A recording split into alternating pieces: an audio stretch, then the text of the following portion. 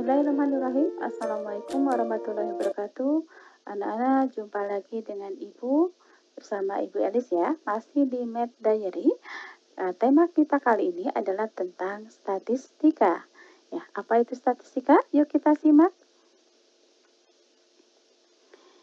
Nah, perlu kalian ketahui terlebih dahulu ada kompetensi dasar untuk materi ini. Salah satunya adalah menganalisis hubungan antar data dengan cara penyajiannya. Tabel, diagram garis, diagram batang, dan diagram lingkaran. Yang kedua, menyajikan dan menafsir data dalam bentuk tabel, diagram garis, diagram batang, dan diagram lingkaran. Pengertian statistik dan statistika. Ini perlu kalian ketahui ya, ada istilah statistik, ada istilah statistika. Statistik adalah kumpulan data berupa bilangan maupun non-bilangan yang disusun dalam tabel dan diagram yang menggambarkan suatu persoalan. Sedangkan statistika adalah ilmu yang berhubungan dengan cara bagaimana mengumpulkan data, menyusun, mengolah, menganalisis data, serta menarik kesimpulan. Ada istilah sampel dan populasi dalam statistika. Populasi adalah keseluruhan objek yang akan diteliti, sedangkan sampel adalah sebagian objek yang akan diteliti. Dari paparan yang pertama sampai yang barusan, berarti dapat kalian simpulkan ya, konsep ini untuk apa? Ya, betul, untuk penelitian ya. Untuk penelitian, kita melakukan penelitian, maka kalian perlu mempunyai wawasan konsep tentang statistika. Ya, yuk kita lanjutkan. Nah, data bisa bentuk kualitatif, bisa juga kuantitatif. Kemudian kuantitatif itu ada bilangan, kualitatif non-bilangan. Data kuantitatif itu dari data kontinu, kemudian data diskrit. Data diskrit adalah membilang ya, dengan cara membilang. Data kontinu dengan cara mengukur. Kemudian untuk kualitatif itu kaitan dengan kualitas. Ada warna, kemudian rasa, kemudian jenis ya. Kemudian untuk data diskrit, membilang berarti datanya berupa bilangan bulat ya. Nah, misalnya contohnya jumlah penduduk, jumlah kendaraan ya. Nah, kemudian untuk data kontinu atau mengukur, hasil pengukuran. Ini dilakukan pembulatan bilangannya. Kenapa? Misalnya kita akan punya data berat badan ya. Berat badan kalian misalnya 45,2 kilo. Nah, berarti ini harus kita bulatkan ya. Nah, itu jenis-jenis data.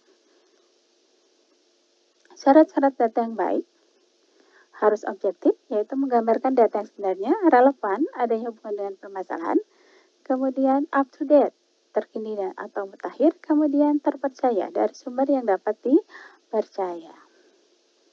Baik, pengumpulan data tadi sekilas Ibu sudah jelaskan apa arti sampel dan apa arti populasi ya. Jadi sampel itu bagian dari populasi.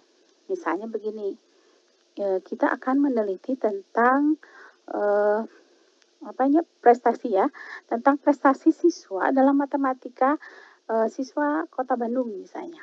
Nah, kita tidak perlu mengambil objek penelitian seluruh siswa SMP Kota Bandung kita teliti ya. Kita harus datang ke tiap sekolah sekota Bandung. Itu suatu hal yang menghabiskan waktu ya, energi, waktu ya, sangat tidak efisien, tidak efektif. Nah, ada istilah sampel di sini. Jadi kita cukup mengambil sampelnya saja.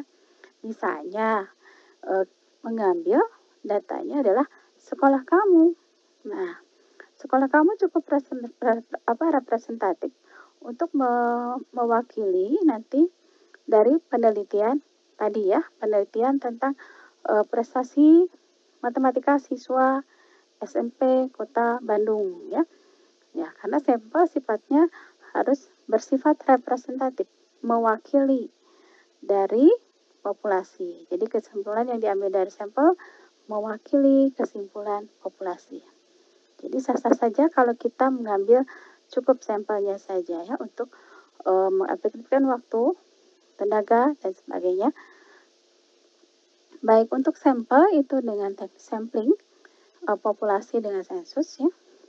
Kemudian Teknis pengumpulan data bisa interview, bisa kuesioner, bisa observasi, pengamatan, kemudian tentunya semua harus didokumentasikan atau diarsipkan. Semua data harus kita catat ya untuk kita olah, kita analisis dan kita simpulkan. Baik, kita lihat lebih lanjut lagi. Ya, penyajian data yang kita kumpulkan tadi bisa kita tulis atau kita catat bisa dalam bentuk tabel ya, salah satunya. Ada tabel yang biasa di sini, tabel baris kolom, ada tabel kontingen, ada tabel distribusi frekuensi. Apa bedanya? Ya, untuk tabel baris kolom itu untuk data biasa atau data yang hanya memberikan informasi satu jenis. Untuk data kontingen ini 2 jenis ya. Bukan 2 jenis, lebih dari 1 jenis ya. Misalnya kita bandingkan data yang biasa, di sini informasi tentang banyak mobil yang terjual. Sedangkan di data kontingen, kita bisa melihat informasi kelas, informasi jenis kelamin, ya, pokoknya lebih dari 1 ya. Jadi mengandung lebih dari 1 variabel informasi datanya. Untuk tabel distribusi frekuensi, di sini data ditulis dalam bentuk rentang atau interval ya, di sini. Baik, kita lanjut, itu tadi penyajian data dengan tabel ya. Sekarang kita lihat dengan diagram. Ada jenis diagram batang, ada jenis diagram garis, diagram lingkaran, diagram lambang. Ya, diagram batang berarti nanti gambarnya berupa batang seperti ini. Bisa bentuk silinder atau bisa berbentuk kubus atau balok ya. Pokoknya di sini diagram batang. Kemudian kalau diagram garis berupa garis seperti ini. Kemudian diagram lingkaran berupa lingkaran. Di sini adalah bentuk derajat ya. Karena kita tahu luas daerah dari lingkaran tergantung dari sudut. Ini apa namanya? Sudut juringnya ya. Sudut juringnya berapa itu. Kemudian diagram lambang. Itu diagram lambang diwakili dengan gambar. Misalnya ibu meneliti tentang jumlah sapi, maka sih gambar sapi. Atau misalnya dengan gambar yang lain ya, seperti ini. Kemudian misalnya kita teliti tentang jumlah buku di perpustakaan, lambangnya buku. Boleh kita sesuaikan lambangnya dengan gambar yang sesuai dengan permasalahan yang kita teliti ya. Nah, kalian diharapkan mampu membuat penyajian dari data, baik itu data dibuat dari tabel, kemudian membuat dengan diagram ya. Dan serta kalian harus mampu menyimpulkan. Ya, misalnya ibu minta kalian membaca ini. Misalnya kalau ini data 30, 50, 70, 90 adalah data nilai, kemudian ini jumlahnya, berarti kalian harus bisa membaca. Ya, berapa ini untuk nilai 30 gitu ya. Kemudian untuk nilai 50 berapa gitu. Nah, itu harus sudah bisa membaca. Atau misalnya berapa paling banyak nilai yang muncul. Nah, ini 70. Nah, seperti itu ya. Nah, di samping bisa membaca data, juga kalian nanti harus bisa menyimpulkan data. Oke, kita lanjutkan coba. Membuat diagram batang. Bagaimana caranya? Baik. Ibu di sini menampilkan tabel ya. Penyajian dalam tabel. Kita akan melihat mengubah dari tabel ke diagram batang. Seperti apa? Coba kita lihat. 30 di sini 40, 50 ini sebagai nilai ya. Yang horizontal sebagai nilai, yang vertikal sebagai frekuensi atau jumlah siswa. Kita tinggal menarik di sini. Membuat batang 30 ke 2, 40 ke 3, 50 ke 4, 60 ke 8, 70 ke 9, 80 ke 7, 90 ke 5, 100 ke 2 ya. Cukup cantik ya nak ya. Jadi data itu bisa ditampilkan dalam bentuk tabel, juga dalam bentuk diagram batang seperti ini ya. Mudah kan? Yuk kita lanjutkan kembali. Oh ya, perlu kalian catat di sini jaraknya harus seimbang ya, tidak boleh seenaknya. Jadi ini jaraknya harus sama, seimbang. Baik, kita lanjutkan. Diagram garis. Baik, dari tabel kita sajikan ke bentuk diagram garis. Ini nilai, ini frekuensi. Kita tarik 30 ke 2, kita beri nokta. 40 ke 3, kita beri nokta. Kemudian 50 ke 4, kita beri nokta. 60 ke 8, kita beri nokta. Kemudian 70 ke 9, kita beri nokta. 80 ke 7, kita beri nokta. 90 ke 5, kita beri nokta. 100 ke 2. Oke, lalu kita sambungkan garisnya. Nah, seperti ini ya. Nah, cantik ya. Nah, ini diagram garis. Kita lanjutkan ke bentuk lainnya. Kita akan membuat diagram lingkaran. Ibu punya data ekskul seni, basket, PMR, PKS, dan poli.